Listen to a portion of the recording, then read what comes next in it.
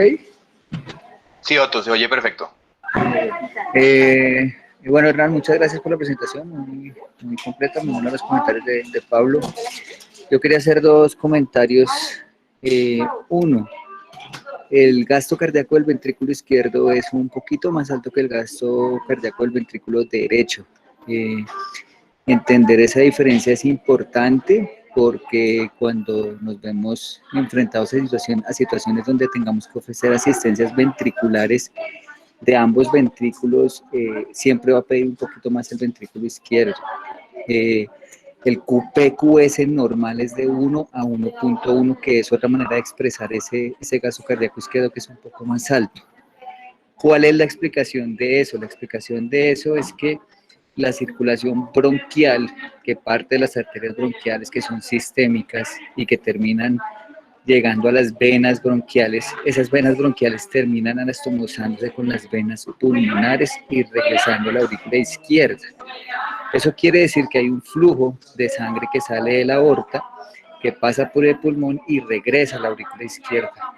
Esa es la razón por la cual el gasto cardíaco del ventrículo izquierdo es un poco más alto que el gasto cardíaco del ventrículo derecho, y para el intensivista sí es importante tener eso claro, sobre todo en el área cardiovascular. Y la otra aclaración que quería hacer es que la definición de hipertensión pulmonar que mostraste, donde hablas de que la presión en cuña es normal o menor de 15, aplica para la hipertensión pulmonar precapilar.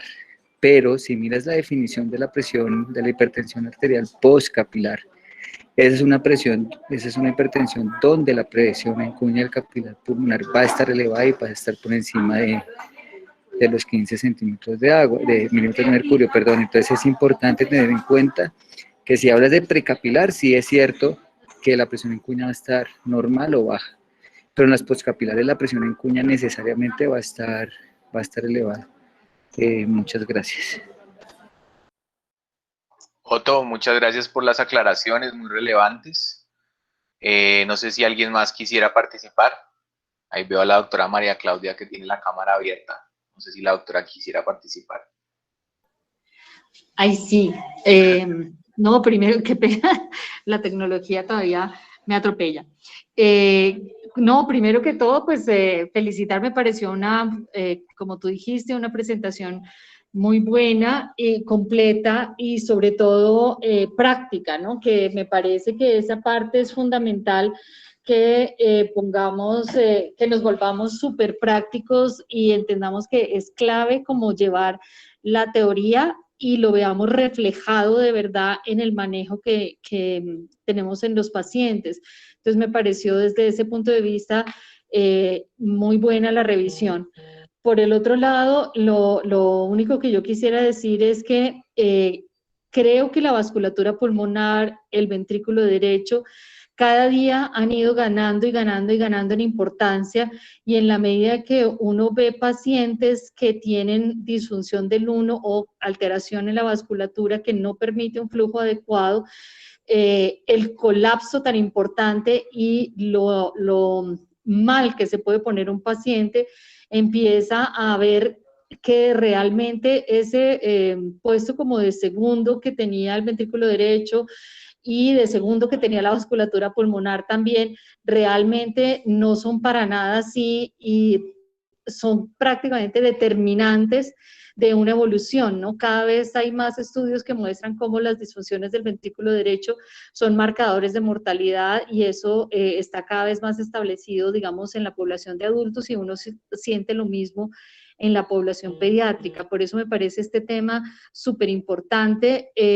Me parece que la parte que le complementaría a la revisión también de una manera práctica es la evaluación de los gases con base a lo que uno está pensando que está pasando con la vasculatura pulmonar, es decir, el seguimiento del CO2, el delta de CO2 arteriovenoso, el delta de CO2 entre la arteria y el CO2 expirado, que nos ayudan a guiar mucho el manejo y determinar cómo lo que está pasando con el paciente.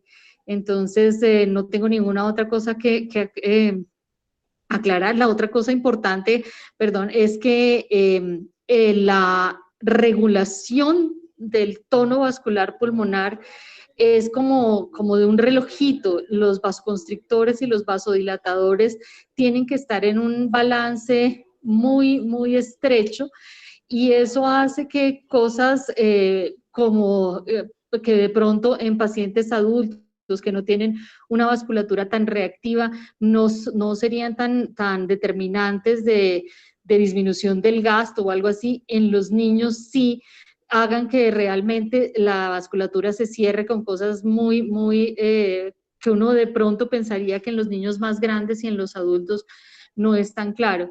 Sin embargo, una de las cosas que nos ha mostrado también el COVID es que el componente de vasculatura pulmonar es muy importante. La oxigenación tan comprometida en gran parte está debida al compromiso de la vasculatura pulmonar. Y también esto nos llama la atención de la parte del manejo ventilatorio, cómo parámetros ventilatorios pueden terminar aumentando mucho la resistencia vascular pulmonar y llevando fácilmente el paciente a una disfunción derecha que termina en una hecatombe, de acuerdo a lo que nos mostraban también en la charla de todo este círculo vicioso que sucede con el cambio. Entonces, no, eso básicamente. Nuevamente, muchas gracias por la presentación. Doctora María Claudia, mil gracias, como siempre. Muy chévere su intervención, muy clara. No sé si alguien más tiene alguna intervención que quisiera hacer aislada, algo que se quisiera aclarar. Bueno, entonces vamos a empezar el taller. Entonces, Hernán, si tienes por ahí las preguntas, perfecto.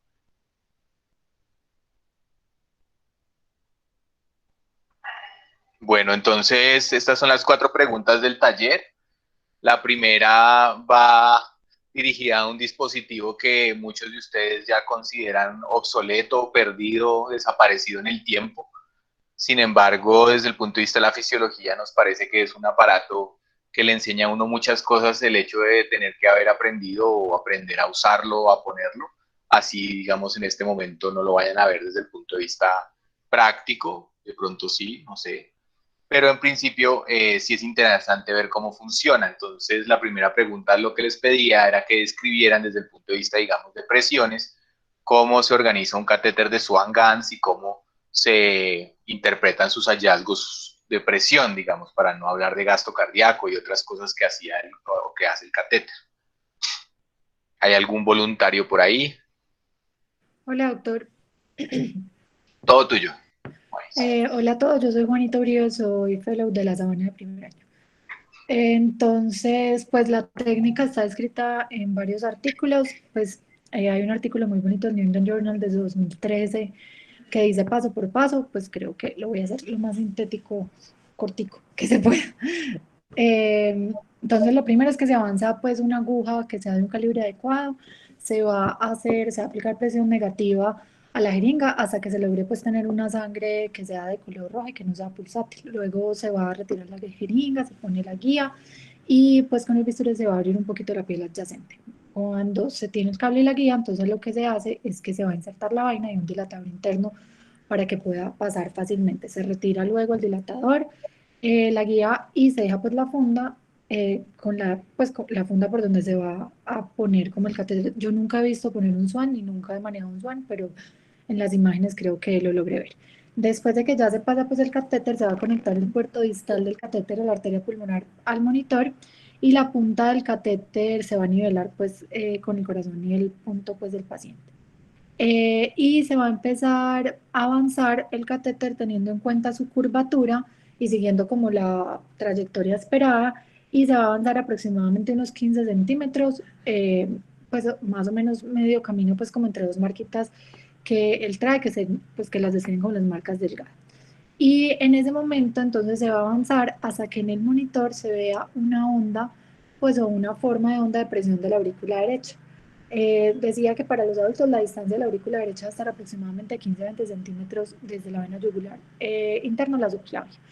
Cuando se introduce entonces el catéter, lo que vamos a tener primero es una onda, que esa onda va a tener unas partes. Va a ser la onda A, que indica entonces la contracción auricular, luego va a haber un descenso que es X, que va a indicar la relajación, luego va a haber una pequeña onda C, que indica el cierre de la tricúspide, y una onda B, que indica el llenado de la aurícula.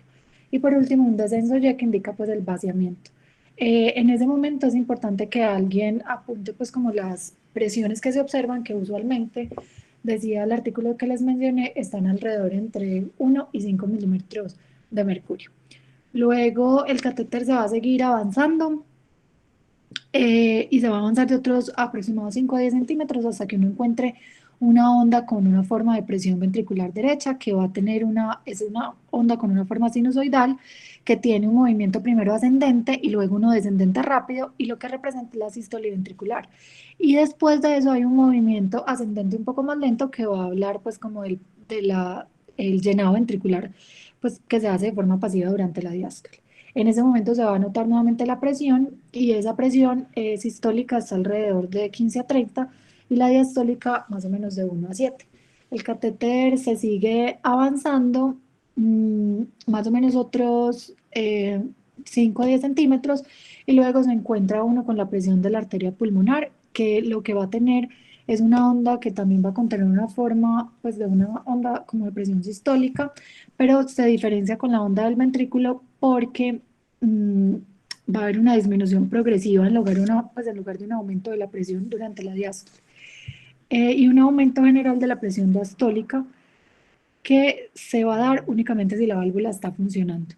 Y por último se ve una muesca dicrótica que va a representar el cierre de la válvula. En ese momento nuevamente se indican, pues se ponen las presiones y las presiones están en esa parte alrededor, sistólicas de 15 a 30, diastólicas más o menos de 4 a 12.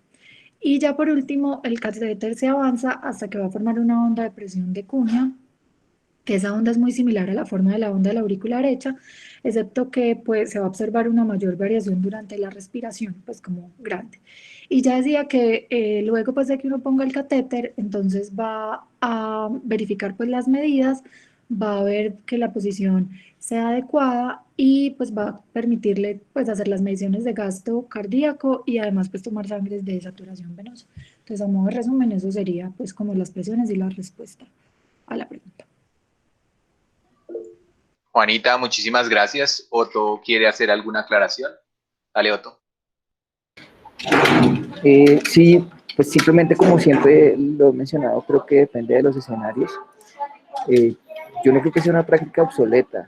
Yo entiendo pues que el Sundance ya no lo usamos en una cantidad de pacientes pediátricos como lo hacíamos antes, pero uno, es importante en algunos estudios de hipertensión pulmonar de niños grandes que se utiliza todavía el Sundance. Esto pues será un escenario que veremos muy pocas veces. Y lo otro, las poblaciones de adultos que han nacido cardiovascular sí lo usan. Yo creo que es importante si uno pudiera averiguar en el sitio donde está, si hay una UCI de adultos cardiovascular donde de pronto lo usen, pues buscar la manera de mirar cómo se hace la inserción que Juanita describió muy bien. Y tener claro que la razón por la cual de pronto ya se ha dejado de usar muchas patologías viene más asociada con las complicaciones asociadas al catéter que con la información que da, pues que sí es muy importante. De acuerdo, Otto, muchísimas gracias. ¿Alguien leyó algo diferente? ¿La técnica no está de acuerdo con algo que haya dicho Juanita? ¿O quiere aclarar algún punto particular que le haya parecido dudoso o no claro de entender?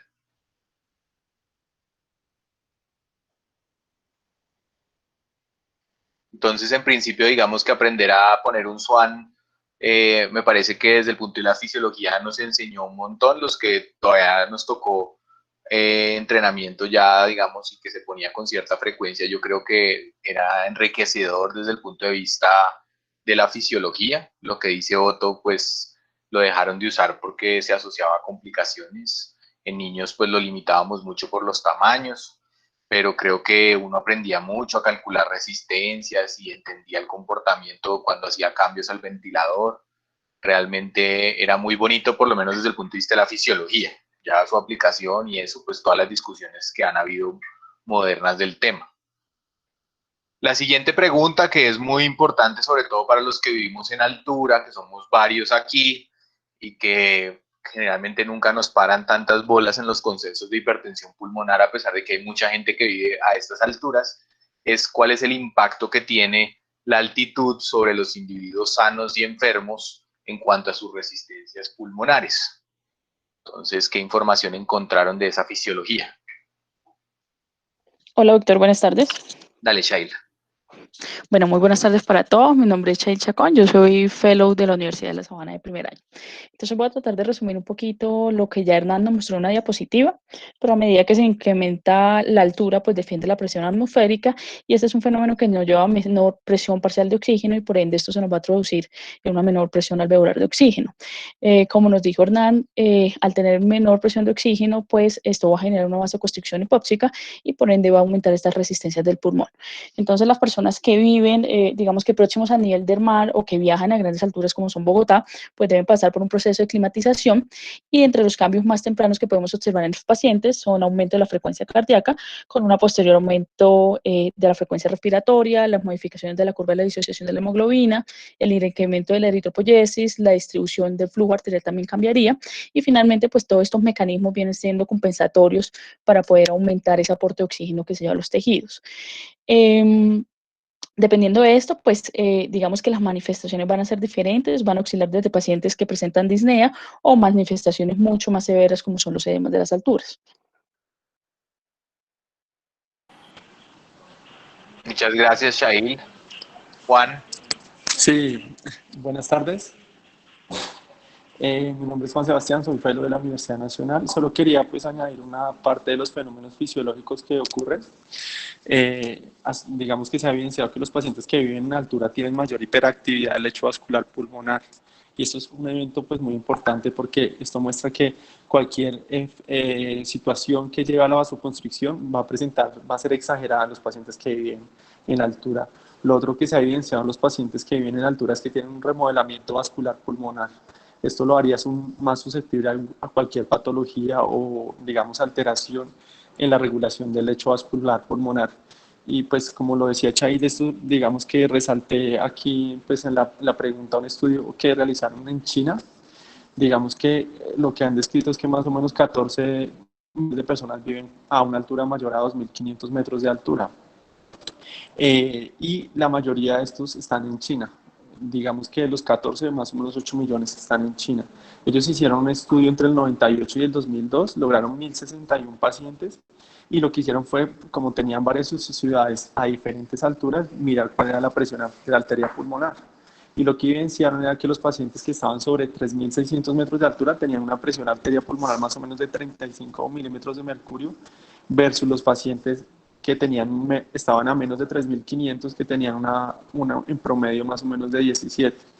Digamos que la conclusión a la que llegaron fue que después de 2.600 empieza a haber un aumento sustancial de la presión de la arteria pulmonar y hay un punto que es de corte de 3.600 en donde ya se dispara.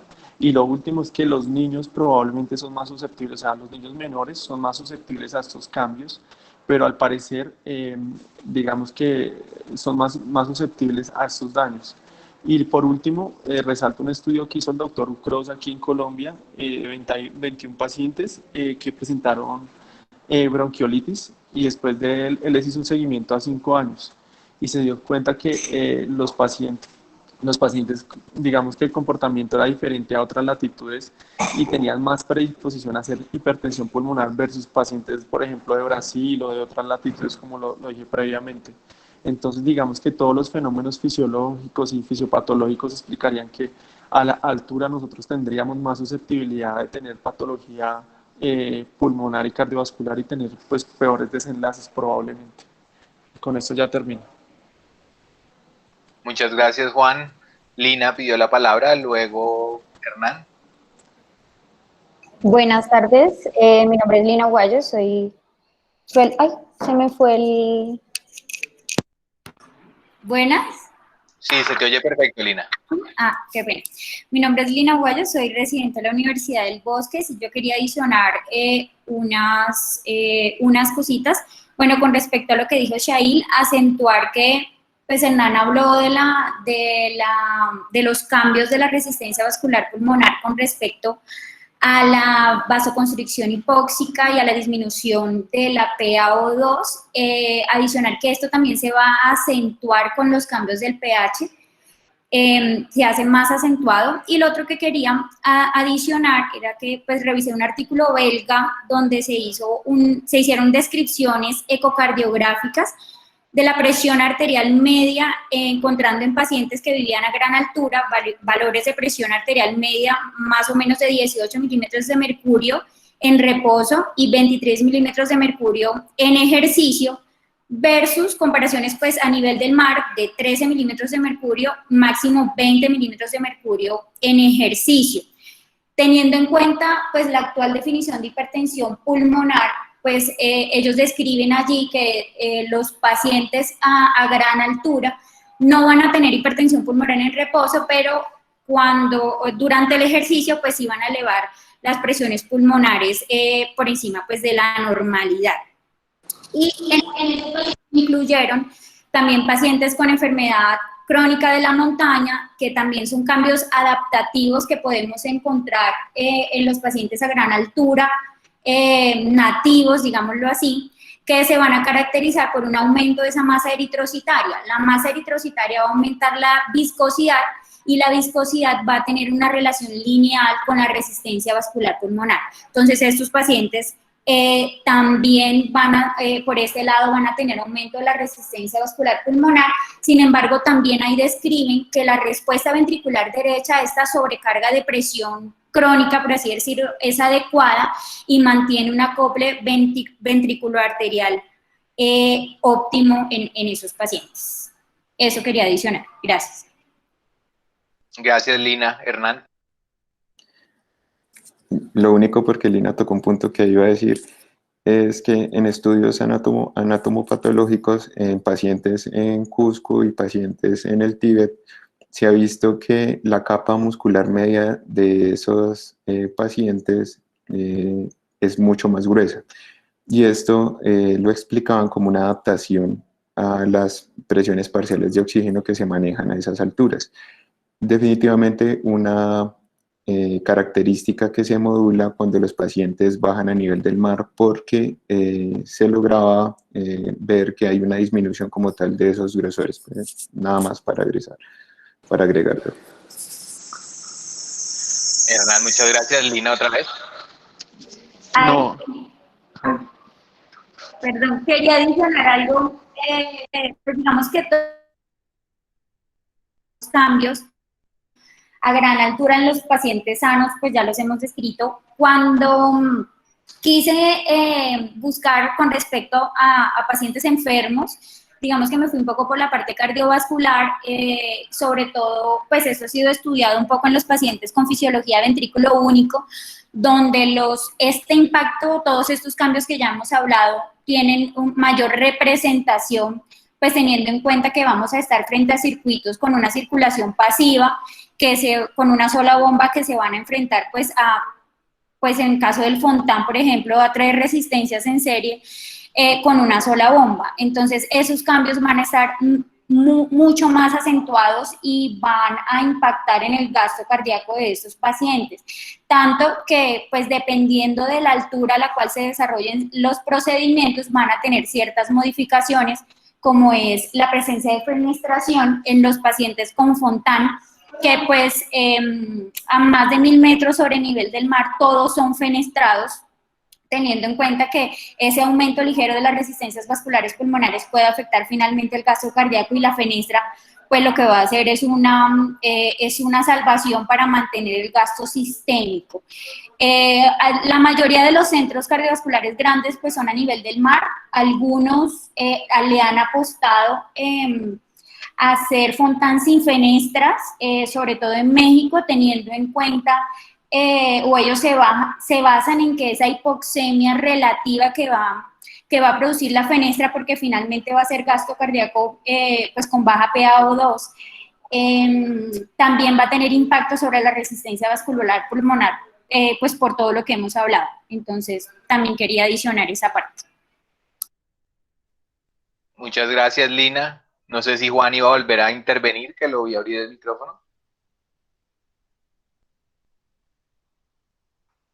Bueno, pues en principio, como ustedes ven, este es un tema que es súper interesante, muy poco estudiado desafortunadamente en nuestro medio.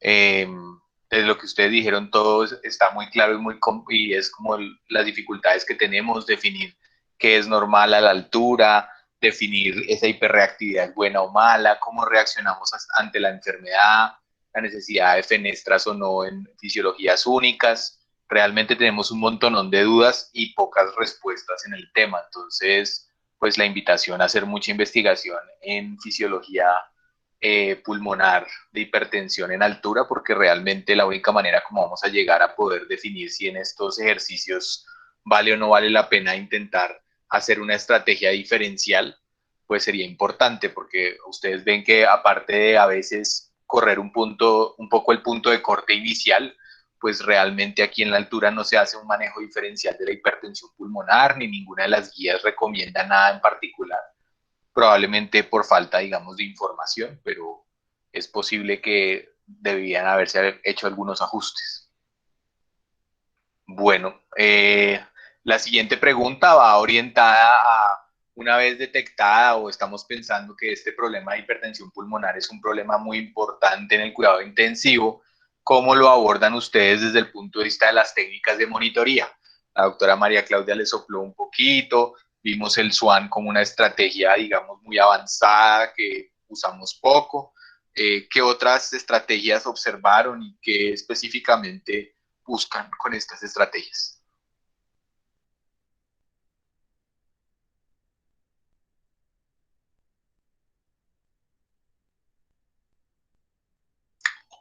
Cualquier voluntario.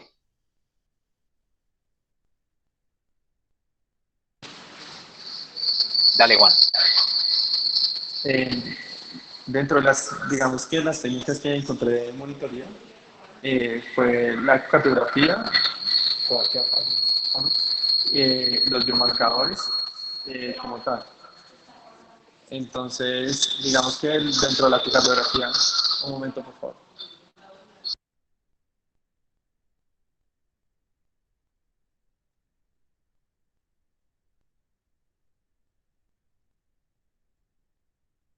¿Alguno le quiere ayudar a Juan, que Juan está trabajando? Aló, ya doctor, ya estoy Ya listo. dispuesto, perfecto. Entonces digamos que dentro de las técnicas, pues, a pie de cama, la ecocardiografía tiene pues una gran respuesta pues a monitoreo de la presión pulmonar y sobre todo pues la repercusión en el ventrículo derecho. Entonces digamos que lo que escriben es que es una herramienta sencilla, sobre todo analizando la configuración derecho y la relación entre el ventrículo derecho y el izquierdo, recordando que normalmente pues la relación, o sea, el ventrículo izquierdo en 4 cámaras se debe ver un ventrículo izquierdo mayor al derecho. Cuando tenemos una hipertensión pulmonar, eso va a generar a un aumento, pues a una sobrecarga de esas cámaras derechas por esa poscarga, y por lo cual puede llevar a cambiar esa relación entre el ventrículo izquierdo y el derecho. Entonces describen esta relación como, digamos, una forma de acercarse fácilmente para, sobre todo, pues cuando se hace una ecocardiografía indicada o realizada por un intensivista. En segunda instancia, pues también se puede mirar el movimiento septal. Lo que describen es que un movimiento septal paradójico en sístole puede reflejar la presencia de pues, sobrecarga sistólica en el ventrículo derecho. Y como tal, y por último, describen también que pues, un aumento del tiempo de contracción isovolumétrica y un aumento de la sístole, digamos que un aumento de la expulsión como tal, y flujos acelerados pueden describir ese aumento como tal de la poscarga del derecho, y pues definimos que el paciente está con una hipertensión. Por último, los biomarcadores, pues muy descrito el BNP y la troponina I. Estos ya están ampliamente pues, definidos, que son incluso predictores de mortalidad. Entonces digamos que son marcadores indirectos de que la hipertensión pulmonar está generando una repercusión, una falla digamos, en las cámaras cardíacas derechas y en general de todas las cámaras. Y con eso ya finalizo. Muchas gracias, Juan. Otto, ¿quiere hacer algún comentario? Sí, la onda de la PVC que escribió Juanita cuando habló del Sundance, que cuando habló de la presión auricular derecha, pues básicamente es una onda de PVC Es útil para mirar si están hipertensos pulmonares cuando tienen insuficiencia tricuspídica. Entonces, normalmente la onda A, que es la del llenado auricular rápido, debe ser más alta que la onda C, que es la de la contracción ventricular, que es cuando la tricuspide se cierra y sube y genera un aumento de presión en la aurícula derecha. Cuando hay hipertensión pulmonar con insuficiencia tricuspidia, esa onda C empieza a ser más prominente que la onda A. Importante tener en cuenta que para no confundir las ondas en la vida real en el monitoreo continuo, hay que relacionarlas con el electrocardiograma, recordando que los fenómenos eléctricos preceden a los fenómenos mecánicos. Eso quiere decir que la onda C se va a presentar después de la onda P del electrocardiograma y habitualmente va a coincidir con el QRS. Entonces ustedes cogen un trazado del electro, un trazado de la onda de la PVC, identifican la onda A y la onda C de acuerdo a su posición con las ondas del electrocardiograma. Si la onda C es más prominente que la A, eso les habla de insuficiencia tricuspidia, y si clínicamente hay riesgo de hipertensión pulmonar, pues probablemente el paciente va a estar hipertenso pulmonar. Muchas gracias, Soto. Lina pidió la palabra. Bueno, ¿me escuchan, doctor? Qué pena, estoy hablando a través de el... Dale, tranquila, te oye bien. Bueno, yo quería, en cuanto a las formas de monitorizar la presión pulmonar, pues hablar un poco del monitoreo invasivo, del monitoreo directo de la presión pulmonar con función directa de la arteria pulmonar. Pues no es algo tan usual, pero en ocasiones en las unidades de cuidado intensivo cardiovascular se puede observar. Otras, pues adicionar a lo que Juan Sebastián y el doctor Otto también relacionaron, pues el ecocardiograma es un método no invasivo muy útil. Hay estudios con relación al TAPSE también y en relación numérica, digamos, con la presión arterial pulmonar. El índice de excentricidad también lo podemos usar. Y para hacer como mediciones indirectas o buscar signos indirectos de hipertensión pulmonar, y también el índice de colapsabilidad de la vena cava inferior puede ser útil. Yo encontré, aparte de eso, unas mediciones que se hacen a través de sensores implantables, que lo que hacen es medir la impedancia torácica. Se pueden hacer mediciones continuas de la presión pulmonar, tanto en reposo como en ejercicio, y lo hacen a través de ondas de radiofrecuencia y pues hacen una transmisión inalámbrica de la señal, que también puede ser pues útil para esas mediciones. No lo encontré en pediatría, pero en adultos sí estaba relacionado. Perfecto, Lina, muchísimas gracias. Orlando pidió la palabra.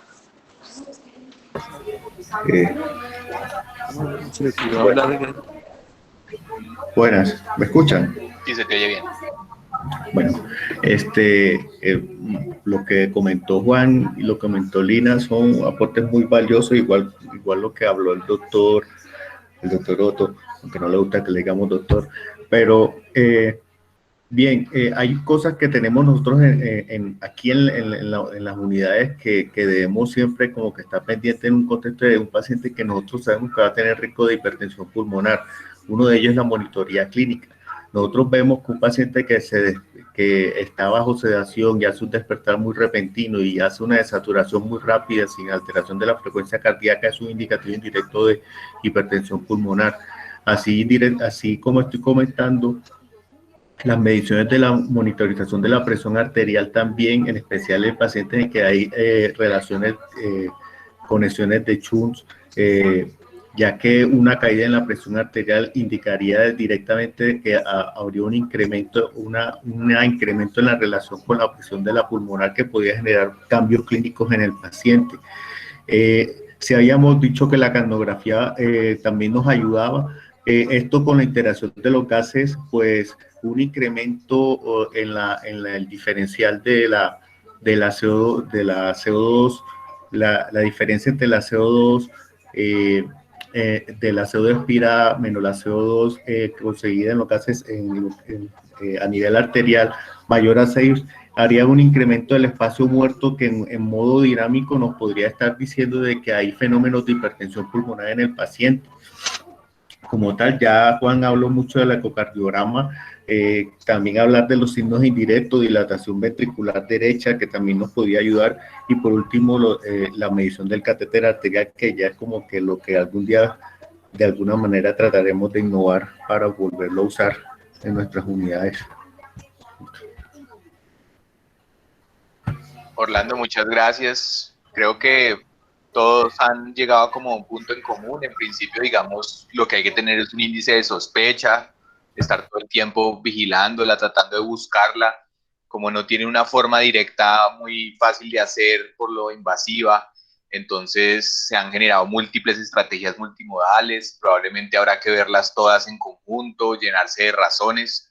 Obviamente dependerá de qué exactamente estamos monitorizando, si es solamente queremos saber los valores o queremos ver su impacto sobre el ventrículo derecho o estamos buscando su impacto sobre la circulación sistémica o sobre la oxigenación. Entonces, digamos que se vuelve bien difícil. Y si además le agregan en el componente cardiovascular fisiologías anormales, pues más difícil de interpretar se vuelve y digamos que hay que volverse, digamos, experto, digamos, en detectar estos pequeños detalles y las sumas de los detalles para poder tener, digamos, una idea de cómo están. Desafortunadamente todo muy indirecto y muy, digamos, operador dependiente, pero por lo menos tener el índice de sospecha ya con eso ayuda bastante a que lo piense. Ya el punto más adelante será qué hacer con eso. Finalmente, la última pregunta que dejamos para el taller fue tratar de, desde el punto de vista ventilatorio, definir estrategias gruesas, groseras, de cómo se maneja pacientes con hipertensión pulmonar ya documentada o activa o digamos que está significativa desde el punto de vista del ventilador. Entonces, la aproximación que planteamos es comparar las que son enfermedades del tipo 1 y las enfermedades de tipo 3. Obviamente ahí hay muchos grupos, pero ¿alguna idea a cómo se lo plantearon, cómo lo organizaron?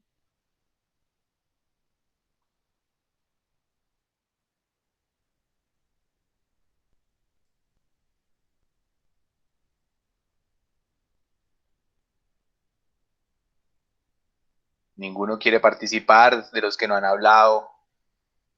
Cata, Ana, Alejandra sigue de vacaciones.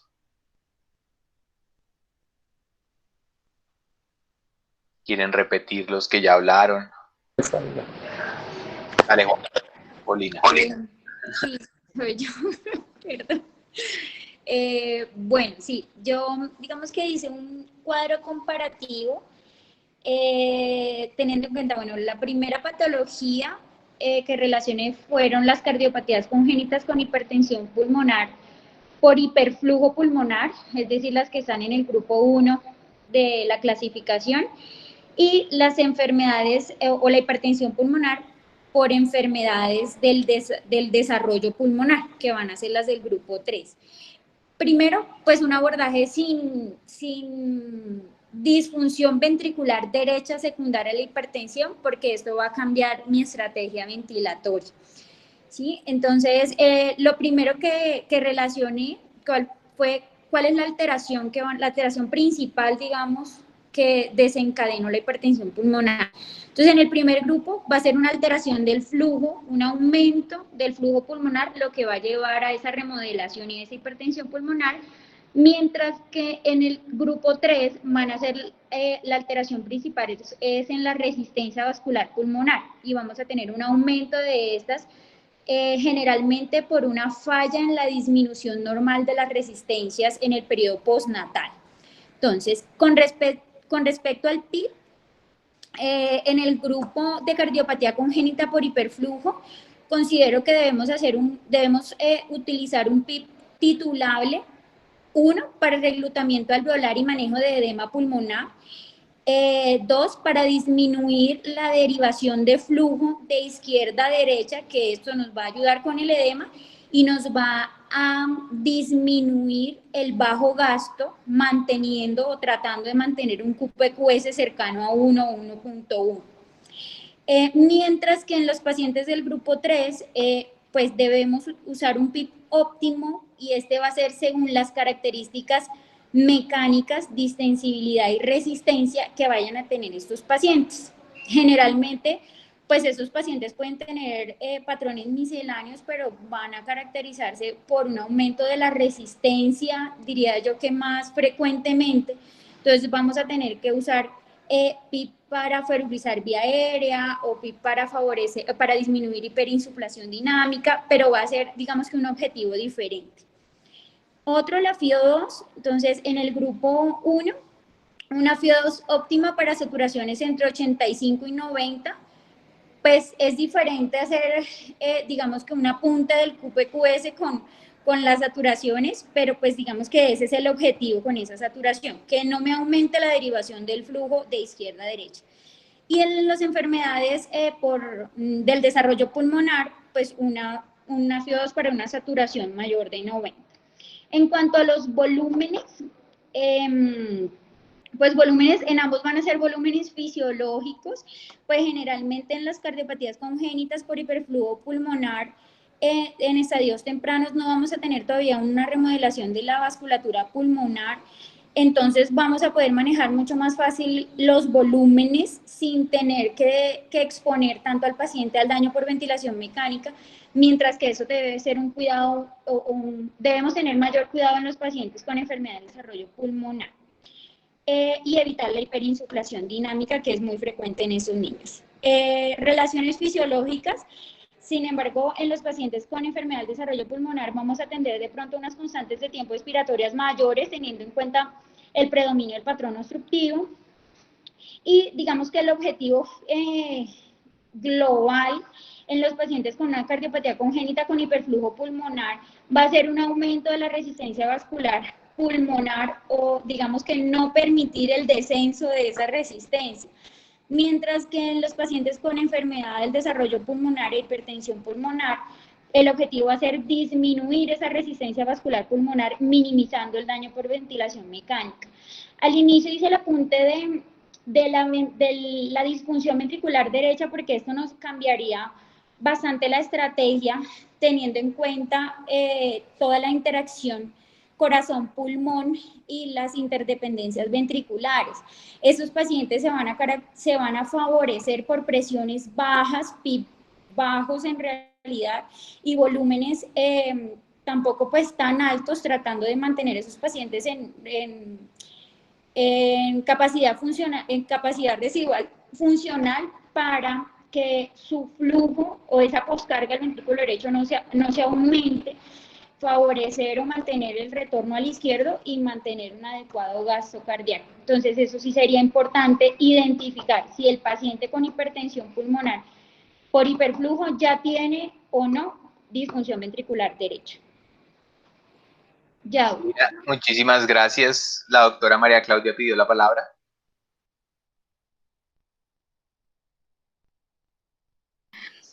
Sí, Pablo. No, quería hacer un comentario también en cuanto a la aproximación. Creo que a veces si nos ponemos, digamos, en cada uno de los grupos, podemos ver, por ejemplo, que en el grupo 1 que están los cortocircuitos de izquierda a derecha, pues todo depende de qué momento de la vida y de la vasculatura, de la remodelación de la vasculatura estén. Entonces, de pronto, una de las cosas que de alguna manera siempre pienso es que tenemos que pensar qué es lo que quiero hacer yo específicamente con este paciente que ahorita, en este momento, tiene esta fisiología. Quiero cerrarle la vasculatura pulmonar porque tiene un hiperflujo y me está dando un desbalance de QPQS, o quiero abrirle la vasculatura pulmonar porque estoy con un incremento en la resistencia. Y dependiendo de cuál sea mi respuesta a esa pregunta, pues entonces tendría que mirar qué es lo que puedo hacer con el ventilador. Entonces, si por ejemplo estoy en el primer escenario de hiperflujo, entonces quiero favorecer una PO2 de pronto un poco más baja, un CO2 un poco más alto, unas presiones un poco más bajas, más altas, perdón, con una presión, con un PIP un poquito más alto. Y lo contrario va a ser en el otro que tiene el aumento de la resistencia, va a querer una PO2 muy buena, un CO2 relativamente bajo, un pH relativamente alto y unas presiones lo más baja que pueda. A veces uno subestima, puede subestimar un poquito el efecto que puede tener el PEP, y el PEP con poquito aumento, digamos, de un PEP que pasa de 5 a 6, de 5 a 7, genera un aumento de la resistencia muy importante que nos va a aumentar la hipertensión pulmonar. Pero al mismo tiempo, como nos mostró Hernando en su presentación, si yo tengo ese mismo paciente, pero con un colapso pulmonar, entonces seguramente voy a querer reclutarlo, llevarlo a capacidad residual funcional, y en ese momento sí reiniciar como mi estrategia de tener unas presiones un poco más bajas y determinar qué es lo que en un momento dado quiero con mi paciente y cómo va a ser ese seguimiento. Entonces, yo creo que sí es súper importante como situarse en ese momento con el paciente al frente, revisar la radiografía, es una radiografía negra, es una radiografía blanca, y eso me va a guiar muchísimo qué va a pasar con el manejo.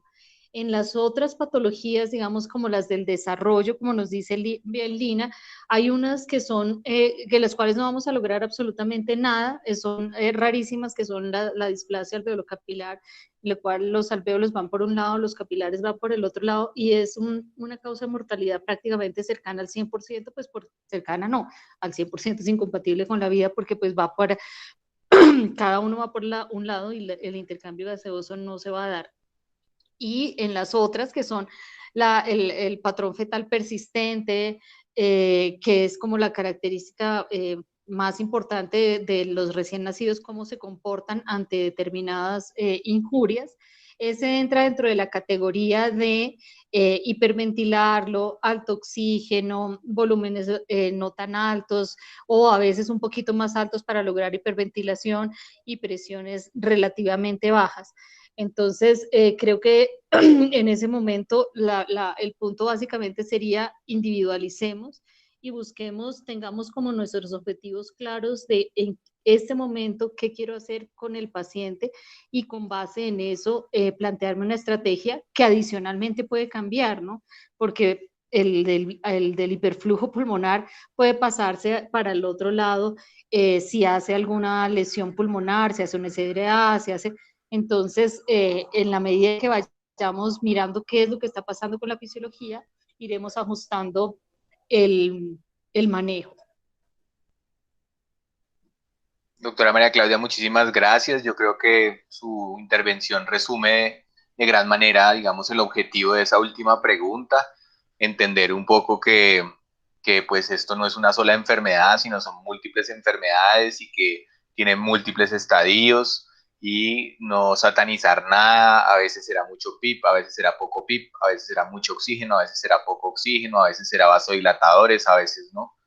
Realmente lo que hay es que entender un poco lo que se está haciendo, y todas las estrategias son bienvenidas en general para estos pacientes, y a veces hay que ensayar diferentes cosas porque nunca necesariamente se sabe qué está pasando. Entonces, quiero agradecerle a todos por su intervención el día de hoy. No sé si alguien tenga alguna otra intervención adicional para cerrar. Buenas, sí, doctor. Yo quería adicionar algo muy pequeño. Yo creo que también es importante, pues en las cardiopatías congénitas tenemos esos pacientes que tienen hipertensión pulmonar precapilar, que es el patrón hemodinámico que ya hemos hablado, pero también están esas cardiopatías congénitas como las obstrucciones al tracto de salida del ventrículo izquierdo, o la misma disfunción ventricular izquierda, que nos van a llevar a una hipertensión pulmonar postcapilar con aumento de la presión en cuña, y pues un edema pulmonar que va a tener unas características un poco diferentes. Estos pacientes pues también pues tener en cuenta que esa estrategia ventilatoria va a tener pues ciertas variantes, que el PIP le va a favorecer a disminuir esa poscarga ventricular izquierda, y que va a favorecer ese flujo anterógrado y a disminuir la presión en cuña. La parte de la inotropía pues le va a ayudar mucho a la ventilación mecánica, y no tener una PaO2 tan alta va también a favorecer que esos pacientes no hagan tanto edema pulmonar secundario a esa hipertensión pulmonar. Entonces, todos esos vasodilatadores pulmonares que de pronto sí van a ser útiles en los pacientes con una hipertensión precapilar de otro origen. En estos pacientes pues podemos empeorar la oxigenación y empeorar el edema pulmonar cuando es de esta causa o por este tipo de cardiopatías o disfunción ventricular izquierda. Eso quería adicionar. Lina, muchísimas gracias. Bueno, muchísimas gracias a todos. Nos vemos en 8 días para la presentación de Choque que va a hacer Anita. Muchas gracias a todos. Buena tarde.